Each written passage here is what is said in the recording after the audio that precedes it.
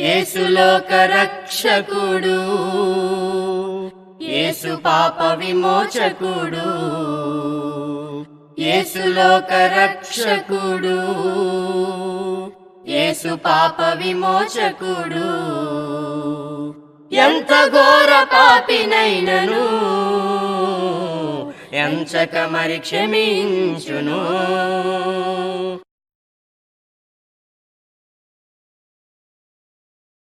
ప్రభునందు ప్రియమైనటువంటి ప్రియ సహోదరి సోదరులకు క్రీస్తు యేసు నామములో నా హృదయపూర్వకమైనటువంటి వందనం తెలియజేస్తూ ఉన్నాను. దేవుని యొక్క మహాదయను బట్టి, కృపను బట్టి, ఆత్మీయ జీవితమైనటువంటి ఈ టీవీ కార్యక్రమాల ద్వారా మీతో మాట్లాడడానికి దేవుడు నన్ను ప్రేమించి నాకు అనుగ్రహిస్తున్నటువంటి మంచి సమయాన్ని బట్టి నేను దేవునికి కృతజ్ఞతలు, స్తోత్రాలు చెల్లిస్తూ ఉన్నాను. ప్రభునందు ప్రియులారా, ఆత్మీయ జీవితమైనటువంటి ఈ కార్యక్రమాలు ఆత్మీయంగా మనం అభివృద్ధి చెందడానికి మేలుకరంగా ఉంటున్నాయని మేము ఆశిస్తూ ఉన్నాము. ఈ ప్రత్యేకమైన సమయంలో అపోస్తుడైనటువంటి పౌలు తిమోతికి వ్రాసినటువంటి 2వ పత్రిక 3వ అధ్యాయము 12వ వచన భాగమును ఆలోచన చేద్దాం. క్రీస్తు యేసునందు సద్భక్తితో బ్రతకనుద్దేశించువారు హింస పొందుదురు అనేటువంటి వాక్య భాగము మనకి జ్ఞాపకం చేయబడుతుంది. అపోస్తుడైనటువంటి పౌలు గారు తిమోతి గారికి ఈ పత్రిక రాస్తూ ఈ సంగతిని జ్ఞాపకం చేస్తారు. పౌలు క్రీస్తునందు ఎంతో గొప్ప పరిచయం చేసినటువంటి వారు, ఎన్నో హింసలు, ఇబ్బందులు ఎదుర్కొన్నటువంటి వారు. తన జీవిత ముగింపు దినాలు, ఇంక పౌలు గారు మరణించేటువంటి సమయాల్లో ఈ పత్రిక ఆయన రాసినట్లుగా కూడా మనకి తెలియజేయబడుతున్నది. కనుక తిమోతి అపోస్తుడైనటువంటి పౌల్ని వెంబడించినటువంటి వాడు. మరి పౌలుకి ఇష్టమైనటువంటి శిష్యుడిగా కూడా ఆ తిమోతి గారి గురించి మనం గ్రంథములో చూస్తాం. అయితే పౌలు ఆయనకి సంగతిని గుర్తు చేశారు. క్రీస్తు యేసునందు సద్భక్తితో బ్రతకాలంటే హింస పొందుతారు అనేటువంటి విషయాన్ని తెలియజేశారు. పౌలు యొక్క జీవితమును బాగా ఎరిగినటువంటి వాడిగా తిమోతి గారిని గురించి గ్రంథం తెలియజేస్తుంది. కనుక తిమోతి గారికి ఈ పత్రిక ద్వారా ఈ సంగతిని ఆయన జ్ఞాపకం చేస్తున్నట్లుగా ఈ వాక్య భాగాన్ని బట్టి మనం గమనిస్తూ ఉన్నాం. హింస అనేటువంటి మాటని మనం ఆలోచన చేసినట్లయితే బాధ పెట్టబడ్డం, శ్రమ పెట్టబడ్డం, ఆటంకపరచబడ్డం అనేటువంటి విషయాల్ని గ్రంథం తెలియజేస్తుంది. కనుక అక్కడ బాధ పెట్టబడుతున్నారు, హింసింపబడుతున్నారంటే బాధ పెట్టబడుతున్నారు, హింసింపబడుతున్నారంటే శ్రమ పెట్టబడుతున్నారు, హింసింపబడుతున్నారంటే ఆటంకపరచబడుతున్నారు అనేటువంటి విషయాన్ని దేవుని వాక్యం ద్వారా మనం గమనిస్తూ ఉన్నాం. కాబట్టి హింసను గూర్చినటువంటి విషయాలు మనం ఆలోచన చేసినప్పుడు, మరి ప్రారంభంలో మొట్టమొదటిగా 3000 మందితో ఏర్పాటైనటువంటి ప్రభు యొక్క సంఘమును మనం ఆలోచన చేసినట్లయితే అపోస్తల కార్యములు 8వ అధ్యాయము 1వ వచన భాగములో, మరి ఆ కాలమందు యెరూషలేములో సంగమునకు గొప్ప హింస కలిగినందున అనే మాట ఉంది. ఏ కాలము? 7వ అధ్యాయంలో కొన్ని సంగతులు చూస్తాం. స్టెఫను అనేటువంటి సంఘ పెద్దని ఆనాటి సమాజము రాళ్లతో కొట్టి చంపేశారు. అప్పటికి పౌలు యేసు ప్రభు వారిని ఎరిగినటువంటి వాడుగా ఉన్నాడు. కనుక ఆయన సంఘాన్ని హింస పెట్టినటువంటి వాడు, అనేక మంది క్రైస్తవుల్ని బాధ పెట్టినటువంటి వాడు పౌలు అప్పటికి. కనుక స్టెఫను యొక్క మరణమును కూడా సమ్మతించినటువంటి వాడని పౌలు గారి గురించి అక్కడ చెప్పబడుతుంది. ఆ కాలంలో సంఘానికి ఏం జరిగిందంటే గొప్ప హింస జరిగింది అనే మాట అక్కడ చెప్పబడుతుంది. కాబట్టి హింసలో ఏముంది? వాళ్ళు కొట్టబడ్డారు, తరమబడ్డారు, ఆటంకపరచబడ్డారు, అనేకమైనటువంటి ఇబ్బందులు ఆనాటి సంఘము ఎదుర్కొన్నట్లుగా వాక్య భాగాల నుంచి మనము గమనిస్తూ ఉన్నాం. కనుక హింస అనేటువంటి మాటని మనం ఆలోచన చేస్తున్నప్పుడు అపోస్తుల కార్యములు 13వ అధ్యాయము 50వ వచన భాగంలో కూడా, మరి ప్రభు యొక్క వాక్యము ఆ ప్రదేశం అంతటా వ్యాపించును గాని యూదులు భక్తి మర్యాద గల స్త్రీలను ఆ పట్టణ ప్రముఖులను రేపి పౌలునకును బర్నాబకును హింస కలుగు చేసి తమ ప్రాంతముల నుండి వెళ్ళగొట్టిరి. అంటే ఇక్కడ ఆటంకం. ప్రభు యొక్క వాక్యము ప్రబలుతుంది, అనేక మంది యేసు ప్రభువారిని అంగీకరిస్తూ ఉన్నారు. కానీ ఆ సమయంలో ఆనాటి సమాజపు వారు యూదుల్లో భక్తి కలిగినటువంటి స్త్రీల్ని వారిని ప్రేరేపించి మరి పౌలుని ఆ ప్రాంతం నుంచి వారు వెళ్ళగొట్టినట్లుగా, బర్నాబా గారిని పౌలుని కూడా వెళ్ళగొట్టినట్లుగా గ్రంథంలో చూస్తున్నాం. అంటే ఆటంకపరచబడ్డారు వాళ్ళ ప్రాంతాల్లో, కాబట్టి హింసింపబడ్డారు అనేటువంటి విషయాన్ని కూడా అక్కడ గ్రంథం మనకి జ్ఞాపకం చేస్తున్నట్లుగా వాక్య భాగాల నుంచి మనం గమనిస్తూ ఉన్నాం. హెబ్రీ పత్రిక 11:37 భాగంలో హింస అంటే ఏంటో ఇక్కడ చెప్పాడు. రాళ్లతో కొట్టబడిరి, రంపములతో కొయ్యబడిరి, ఖడ్గముతో చంపబడిరి. రాళ్లతో కొట్టబడినటువంటి పరిస్థితి. కాబట్టి హింస అనేటువంటిది ఆనాటి విశ్వాసుల యొక్క జీవితాల్లో జరిగినటువంటి సంగతుల్ని పౌలు గారు ఇక్కడ మనకి జ్ఞాపకం చేస్తున్నట్లుగా వాక్య భాగాల నుంచి మనము గమనిస్తూ ఉన్నాం. కనుక నాటి విశ్వాసుల యొక్క జీవితాలు చూసినప్పుడు వాళ్ళు అనేకమైనటువంటి హింసలు పొందినట్లుగా, శ్రమలు పొందినట్లుగా, బాధ పెట్టబడినట్లుగా, ఆటంకపరచబడినట్లుగా వారి జీవితాలు మనం చూస్తూ ఉన్నాం. అంటే సద్భక్తితో బ్రతకడం అనేటువంటిది హింస అనేటువంటి విషయాన్ని అక్కడ భక్తుల యొక్క జీవితాల్లో మనకి గ్రంథము తెలియజేస్తుంది. అయితే హింసింపబడుతుంటే మరి తనను నమ్ముకున్నటువంటి దేవుడు, అంటే మనం హింసింపబడుతున్నప్పుడు మనం నమ్ముకున్న దేవుడు మనల్ని మన గురించి ఆలోచన చేయడా అని మనము ప్రశ్న వేసుకుంటే, దేవుడు ఖచ్చితంగా తన పిల్లలు హింసింపబడ్డం, బాధ పెట్టబడ్డం, ఆటంకపరచబడ్డం అనేటువంటిది దేవుడు ఖచ్చితంగా చూస్తున్నాడు అనేటువంటి విషయాన్ని కూడా దేవుని వాక్యం మనకి జ్ఞాపకం చేస్తుంది. నిర్గమకాండము 3:9 భాగంలో మరి మోషే భక్తుడికి దేవుడు తెలియజేస్తూ ఉన్నాడు. ఒకనాటి దేవుని ప్రజలు పాత నిబంధన సంబంధమైనటువంటి ఇశ్రాయేలుని గూర్చి మనం ఆలోచన చేస్తున్నప్పుడు అక్కడ ఈ మాట మనకు తెలియజేయబడుతుంది. దేవుడు మోషేని పిలిచి మోషేతో అంటున్నాడు, ఐగుప్తులో పడుతున్నటువంటి నా ప్రజల యొక్క బాధను, హింసను నేను చూశాను. కాబట్టి నీవు నా పక్షమున ఐగుప్తు వెళ్ళి వారిని విడిపించి నేను వాగ్దానం చేసినటువంటి దేశానికి నీవు తీసుకురావాలని దేవుడు తన ఆలోచనని జ్ఞాపకం చేసినట్లుగా గ్రంథంలో చూస్తూ ఉన్నాం. అంటే ఇక్కడ మనము హింసింపబడ్డం అనేటువంటిది దేవుడు చూస్తున్నాడు. చూస్తే ఊరుకోడైనా ఆ హింసలో నుండి ఏ విధంగా తన పిల్లల్ని తప్పించబడాలో దేవునికి తెలుసు. పాత నిబంధన సంబంధమైనటువంటి ఇశ్రాయేలు ప్రజల గురించి ఐగుప్తు దేశములో వారు హింసింపబడుతున్నటువంటి సంగతిని దేవుడు చూశాడు. ఆ హింసల్లో వారు పడుతున్నటువంటి శ్రమలు, వారికి ఎదురవుతున్నటువంటి ఆటంకములను దేవుడు చూశాడు. వాటి నుండి వారిని విడిపించడానికి దేవుడు ఆలోచన కలిగి ఉన్నాడని దేవుని యొక్క వాక్యం మనకు జ్ఞాపకం చేస్తున్నట్లుగా గ్రంథము నుండి మనము గమనిస్తూ ఉన్నాం. కనుక దేవుడు ఎంత ప్రేమగల దేవుడని మనం ఆలోచన చేస్తున్నట్లయితే, భక్తిలో హింస ఉంది, కానీ హింసను దేవుడు చూస్తూ ఊరుకోడు. ఆ హింసలో నుండి తన పిల్లల్ని ఏ విధంగా కాపాడాలనేటువంటిది దేవుడు ఆలోచన కలిగి ఉన్నాడనేటువంటి విషయాన్ని మనం గమనించాలి. కొన్ని మాటలు మనం గమనించినట్లయితే ఆనాటి దేవుని ప్రజలైనటువంటి ఇశ్రాయేలుని గూర్చి మనకు గ్రంథము తెలియజేస్తున్నటువంటి మాటని కీర్తన గ్రంథము 105:15 భాగంలో, ఆయన ఎవరినైనాను వారికి హింస చేయనీయలేదు, ఆయన వారి కొరకు రాజులను గద్దించాడు. మరి వారిని హింస పెట్టడానికి దేవుడు ఇష్టపడలే. వారిని గద్దించి, వారి యొక్క రాజులను గద్దించి తన ప్రజలైన వారికి హింస కలగకుండా దేవుడు కాపాడినటువంటి సంగతి పాత నిబంధన సంబంధమైన విషయాలు గ్రంథం తెలియజేస్తుంది. మరి క్రొత్త నిబంధన వచ్చేసరికి అపోస్తుడైనటువంటి పౌలు గారు ఏం చెప్తున్నారంటే, క్రీస్తు యేసునందు సద్భక్తితో బ్రతకను ఉద్దేశించు వారు హింస పొందుతారు అనే మాట చెప్పబడుతుంది.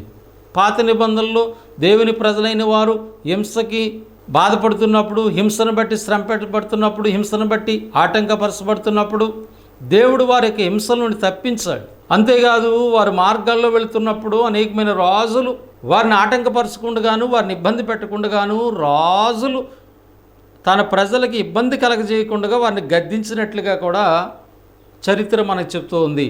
మరి క్రొత్త నిబంధనలో పౌలు గారి ద్వారా మనం చెప్పబడినటువంటి మాటను మనం గమనించినట్లయితే, క్రీస్తు యేసునందు సద్భక్తితో బ్రతకను ఉద్దేశించే వారు హింస పొందుతారు.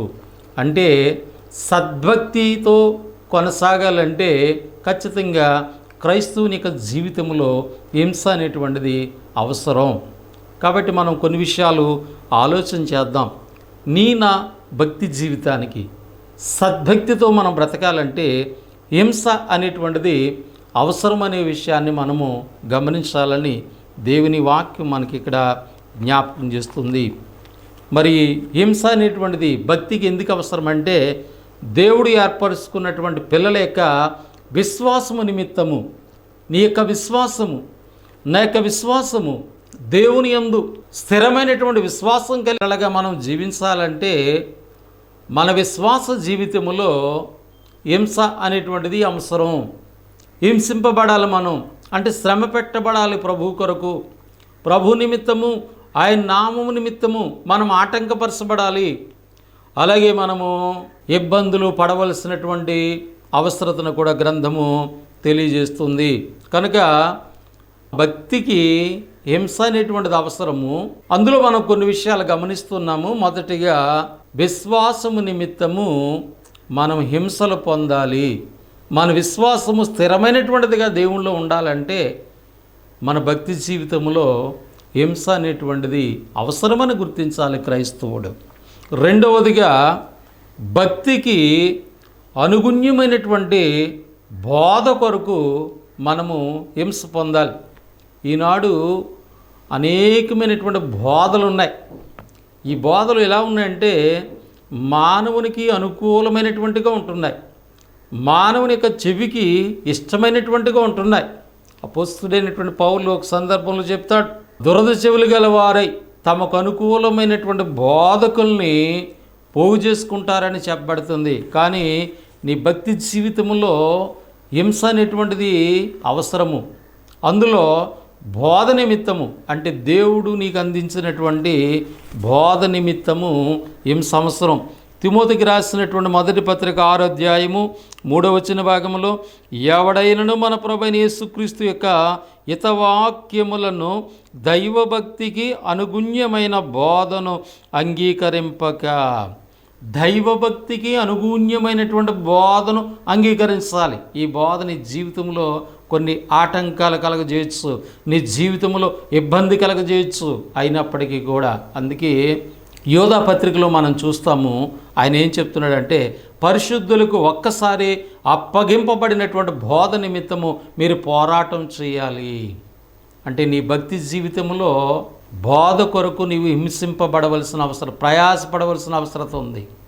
కనుక నీకు అనుకూలమైన బోధ కాదు, నీకు ఇష్టమైన బోధ కాదు, దేవుడికి ఇష్టమైన బోధ ఏదో ఆయన అందించాడు. ఆ బోధకి అనుకూలంగా నువ్వు ఉండటానికి నీకు ఇబ్బంది కలగవచ్చు.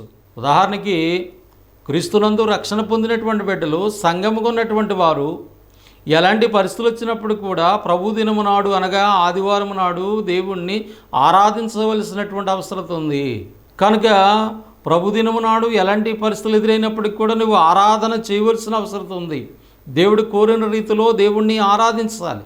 కనుక వాక్యం నీకు ఏం కలిగిస్తుందంటే, ఇక్కడ బోధ నీకు ఏం కలిగిస్తుందంటే ఇబ్బంది కలిగిస్తుంది, ఆటంకం కలిగిస్తుంది. నువ్వు ఆరాధన మానడానికి అవకాశం లేదనేటువంటి విషయాన్ని బోధ తెలియజేస్తుంది. కనుక బోధ ఏం కలిగిస్తుందంటే దేవునికి భక్తికి అనుగుణ్యమైనటువంటి బోధ నిమిత్తము నువ్వు పోరాటం చేయాలి. దాని కొరకు నువ్వు ఇబ్బంది పడినప్పటికి కూడా, ఆటంకపరిచినప్పటికి కూడా ఆ బోధలో నిలవాలి, బోధలో కొనసాగాలనేటువంటి సత్యాన్ని దేవుని వాక్యం మనకి ఇక్కడ జ్ఞాపకం చేస్తుంది. అలాగే ఇందులో 3వ సంగతి మనము ఆలోచన చేద్దాం. కొరింథీయులకు రాసిన 2వ పత్రిక 1వ అధ్యాయం 12వ వచన భాగంలో ఈ మాట మనకి తెలియజేయబడుతుంది. మా అతిశయమేదనగా ఈ లోక జ్ఞానమును అనుసరింపక. ఏం చేయకూడదంట? నీ భక్తి జీవితంలో క్రీస్తు యేసునందు నువ్వు సద్భక్తితో బ్రతకాలి. అలా బ్రతకాలంటే నీ భక్తి జీవితంలో హింస అనేటువంటిది అవసరం. దాంట్లో పాలుభోగస్తులు కావాలి, హింసింపబడాలి. ఇందులో 3వ మాట మనం చూస్తున్నాము, మా అతిశయమేదనగా ఈ లోక జ్ఞానమును అనుసరింపక. దేవుని పిల్లలు, క్రీస్తునందు ఉన్నటువంటి వారు ఈ లోక జ్ఞానాన్ని అనుసరింపకూడదు. ఇది కొద్ది ఇబ్బందే, మనకి ఆటంకమే. హింస అంటే ఏంటి? ఆటంకపరచబడ్డం, ఇబ్బంది పెట్టబడ్డం. యేసు ప్రభు నమ్ముకున్నాక ఈ లోక సంబంధమైన జ్ఞానాన్ని బట్టి నువ్వు నడుచుకోకూడదు. ఈ లోక జ్ఞానం దేవుని దృష్టికి వైర్యము. ఈ లోకాన్ని ఎవడైనా ప్రేమిస్తే వాడు దేవుని ప్రేమలోని తొలగిపోతాడనేటువంటి సత్యాన్ని గ్రంథం తెలియజేస్తుంది. కనుక ఇక్కడ ఈ లోక జ్ఞానమును అనుసరింపకూడదు. ఈ లోక జ్ఞానం యొక్క ఉద్దేశాలు వేరు, ఆలోచనలు వేరు. కనుక ఈ లోక జ్ఞానం అనుసరింపకుండా దేవుని పిల్లలు జీవించాలంటే ఈ లోకంలో ఉన్నాం కాబట్టి ఈ లోక జ్ఞానానికి మనకి ఇబ్బంది ఉంటుంది, ఆటంకం ఉంటుంది. కాబట్టి మనం శ్రమ పెట్టబడుతున్నాము. కనుక నీ భక్తి జీవితము హింస అవసరం. ఇందులో హింసించబడడం అంటే ఈ లోక జ్ఞానాన్ని బట్టి మనము కొనసాగకూడదు. ఇది ఒక హింసగా నీ జీవితంలో ఎదురవుతుందనేటువంటి విషయాన్ని గమనించాలి. అంత మాత్రమే కాదు, అపోస్తలుడైనటువంటి పౌలు మరి తెస్సలోనికున్నటువంటి సంఘానికి ముందుగానే కొన్ని సంగతులు తెలియజేశాడు. ఆయన దేవుని పిల్లలు శ్రమల్లో, ఇబ్బందుల్లో, హింసల్లో వారి జీవితాలు కొనసాగించుకోవాలి, భక్తి కొనసాగించుకోవాలని చెప్పడానికి కొన్ని విషయాలు పౌలు తెలియజేశాడు. తెస్సలోనికి రాసిన మొదటి పత్రిక 3వ అధ్యాయము 3వ వచన భాగం. ఈ శ్రమల వలన ఎవడనూ కదిలింపబడకున్నట్లు మిమ్మల్ని స్థిరపరచుటకును మీ విశ్వాస విషయమై మిమ్మల్ని హెచ్చరించుటకును మన సహోదరుడును క్రీస్తు యేసు సువార్త విషయంలో దేవుని పరిచారకుడైన తిమోతిని పంపితిని. మేము మీ యొద్ద ఉన్నప్పుడు మనము శ్రమను అనుభవించవలసి ఉన్నదని మీతో ముందుగా చెప్పితేము కదా, అలాగే జరిగినది. ఇది మీకు తెలియను. అట్టి శ్రమలు అనుభవించుటకు మనము నియమింపబడిన వారమని మీకు తెలియను అంటున్నాడు. కనుక ప్రభునందు తన పిల్లలు ఉండటం అనేటువంటిది ఇది దేవుడు నిర్ణయించినటువంటి నిర్ణయం. తెస్సలోనికున్న సంఘానికి పౌలు చెప్తూ ఉన్నాడు. ఏమని చెప్తున్నాడంటే, మేము ముందుగానే మీతో చెప్పాం, శ్రమలు వస్తాయి మీకు. ప్రభునందు ఏమొస్తాయి మీకు? మీ భక్తి జీవితంలో శ్రమలు వస్తాయి. ఇది మేము ముందుగానే చెప్పాం, అదే జరిగింది. కనుక ఈ శ్రమలు అనిపించటానికి మనం నియమించబడి ఉన్నాం. అంటే ప్రభువు కొరకు, ప్రభు నామఘనత కొరకు, ఈ లోకంలో ఆయన బోధ కొరకు, ఈ లోక జ్ఞానానికి వ్యతిరేకంగా జీవించడం కొరకు మనము శ్రమలు అనుభవించవలసినటువంటి వారిగా ఉన్నామనేటువంటి సత్యాన్ని దేవుని వాక్యము ద్వారా మనము గమనిస్తూ ఉన్నాం. కనుక ఫిలిప్పీ పత్రికలో కూడా పౌలు చెప్తాడు, క్రీస్తునందు మీరు విశ్వాసం ఉంచడం మాత్రమే కాదు, ఆయన పక్షమున మీరు శ్రమ అనుభవించవలసి ఉన్నదని పౌలు తెలియజేసిన సంగతి మనం గ్రంథములో చూస్తాం. ప్రకటన గ్రంథం 1వ అధ్యాయము 9వ వచన భాగంలో యోహాను గారు అంటున్నారు, క్రీస్తు శ్రమల్లో పాలివాడునై నేను అంటున్నాడు. క్రీస్తుని బట్టి శ్రమల్లో పాలివాడైనటువంటి యోహాను గారు చెప్పబడుతున్నారు. అంటే అపోస్తులు ఖచ్చితంగా వారి శ్రమల్లో పాలిభోగస్తులయ్యారు. క్రీస్తు నామఘనత కొరకు వారి భక్తి జీవితంలో, వారి విశ్వాస జీవితంలో శ్రమలు అనేటువంటి వారికి కనపడ్డాయి. అంటే క్రీస్తునందు సద్భక్తితో బ్రతకడం అనేటువంటిది హింసింపబడతారు. హింసను గురించి మనం ఆలోచన చేస్తాము. హింసింపబడ్డం అనేటువంటిది ఖచ్చితంగా మరి క్రైస్తవ జీవితంలో అవసరం, భక్తి జీవితంలో అవసరం అనేటువంటి మాట గ్రంథము మనకి తెలియజేస్తున్నట్లుగా వాక్య భాగాల నుంచి మనము గమనిస్తూ ఉన్నాం. కనుక ప్రభునందు ప్రియమైనటువంటి వాళ్ళారా, హింస అంటే ఏంటో చూసాము. క్రైస్తవ జీవితం లేదు, భక్తి జీవితంలో హింస యొక్క అవసరతని మనం కొన్ని మాటలు చూసాము. మరి మనకు ముందున్నటువంటి ఆదిమ సంఘము లేదా అపోస్తుల యొక్క జీవితాలు చూస్తే వాళ్ళు ఖచ్చితంగా శ్రమలు అనుభవించినటువంటి వారిగా వాళ్ళ జీవితాలు మనకి గ్రంథము తెలియజేస్తుంది. ఒక సందర్భంలో పేతురు గారి ద్వారా ఈ మాట చెప్పబడింది. పేతురు మొదటి పత్రిక 3వ అధ్యాయము 14వ వచన భాగంలో, నీతి నిమిత్తం మీరు శ్రమపడినను మీరు ధన్యులే. నీతి నిమిత్తము, నీతి ఏంటి? ఆయన రాజ్యమును నీతిని మీరు మొదట వెతకండి. దేవుని వాక్యమే నీతి, యేసుక్రీస్తు వారే నీతి, బాప్తిసం పొందడమే నీతి. కనుక ఈ సంగతుల్లో నీకు శ్రమలు వచ్చినా కూడా, ఇబ్బందులు వచ్చినా కూడా నువ్వు నిలిచినట్లయితే నువ్వు ధన్యుడువు, ధన్యురాలువు అనే మాట గ్రంథం తెలియజేస్తుంది.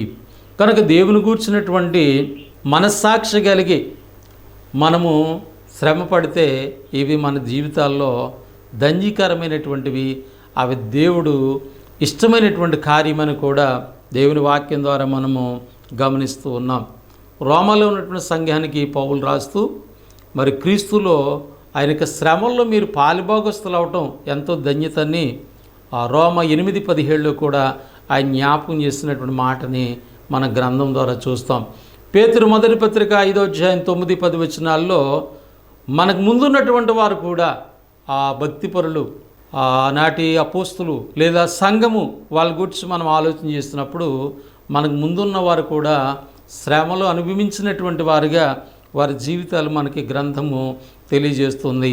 అపోస్తులైనటువంటి పౌలు, బర్నాబా అనేక ప్రాంతానికి వెళ్ళి వారు దేవుని గూర్చినటువంటి సువార్తను ప్రకటించారు, సంఘాలు స్థిరపరిచారు. మరలా ఆ సంఘాలని మరొకసారి వారు దర్శించినప్పుడు బర్నాబా గారు ఈ మాట చెప్తున్నారు వాళ్ళకి, మనము అనేక శ్రమలు అనుభవించి దేవుని రాజ్యములో ప్రవేశించాలి, విశ్వాసమందు మీరు నిలకడగా ఉండాలని చెప్పారు.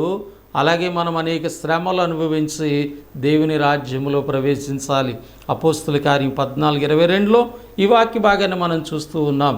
అంటే ఖచ్చితంగా మనం గమనించాలి, దేవుని రాజ్యాన్ని మనం చేరుకోవాలంటే ఈ లోకంలో ఖచ్చితంగా క్రైస్తవ జీవితంలో లేదా మన యొక్క భక్తి జీవితంలో హింసలు, శ్రమలు అనేటువంటివి తప్పవు అనేటువంటి విషయాన్ని మనము గమనించాలి.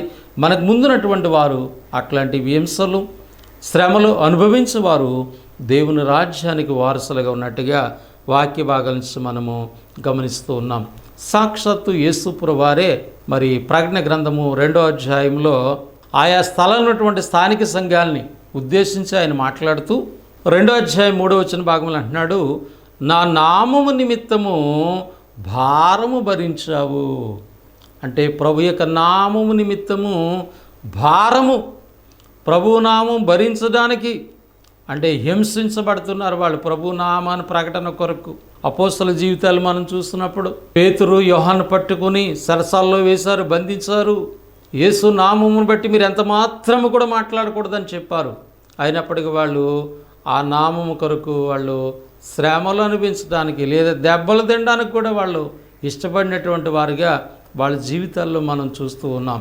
కనుక క్రైస్తవ జీవితంలో హింస అనేటువంటిది అవసరం.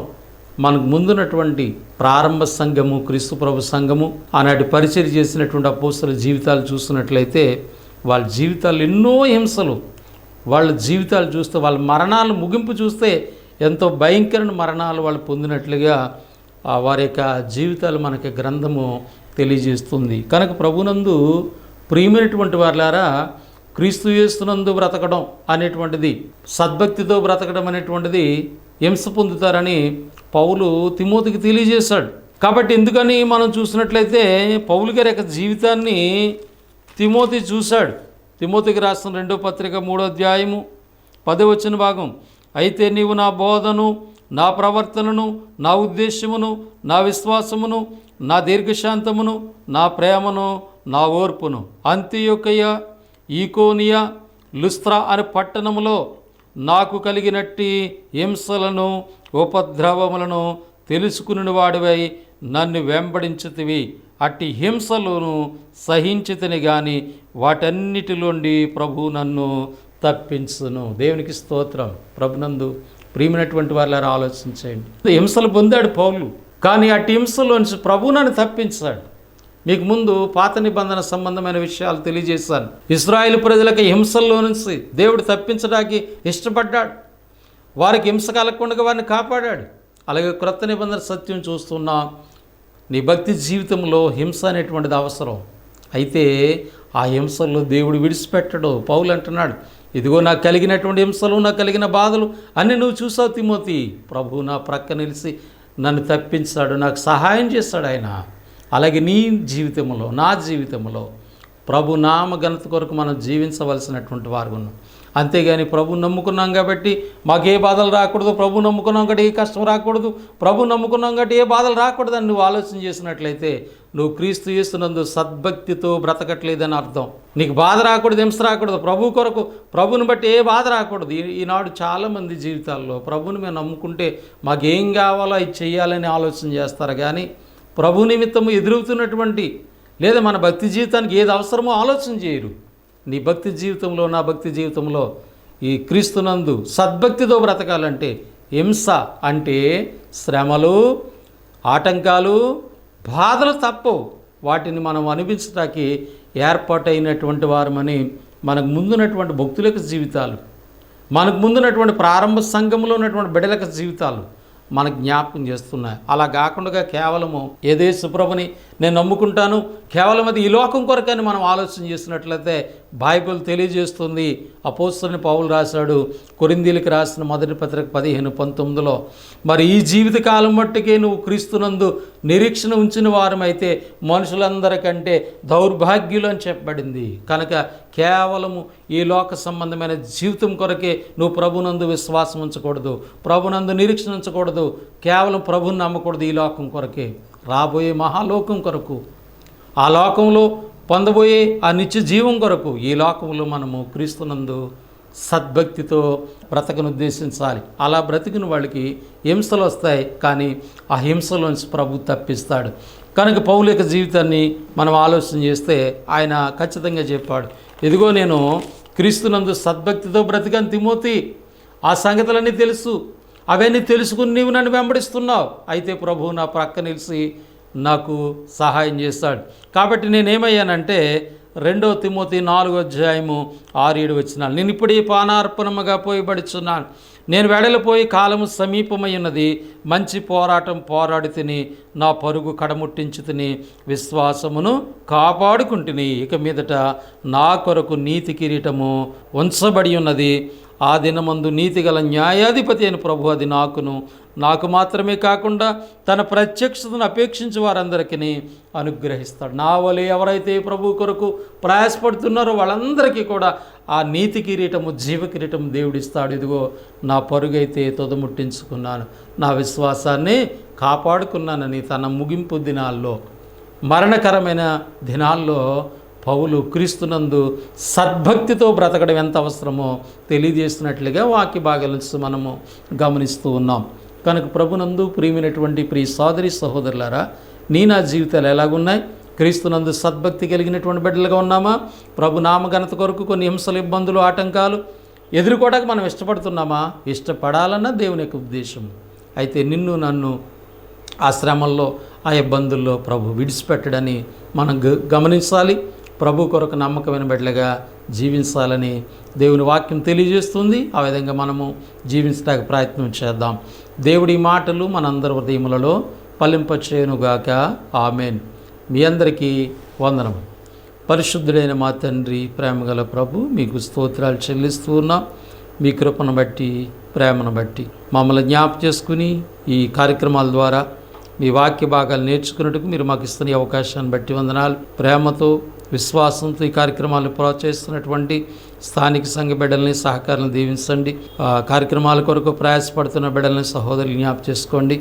ఈ మాటలు ఏ ప్రాంతాల్లో బిడ్డలు వింటున్నారో వారిని, వారి కుటుంబాలను మీరు జ్ఞాపకం చేసుకోండి. క్రీస్తునందు సద్భక్తితో బ్రతికేటువంటి బిడ్డలుగా మమ్మల్ని బలపరచమని, ఈ యొక్క మాటలు మా హృదయాల్లో ఫలింపచేయమని, ఈ యొక్క విన్నపంలో దయతో అంగీకరించి మీరు మహిమ పొందండి.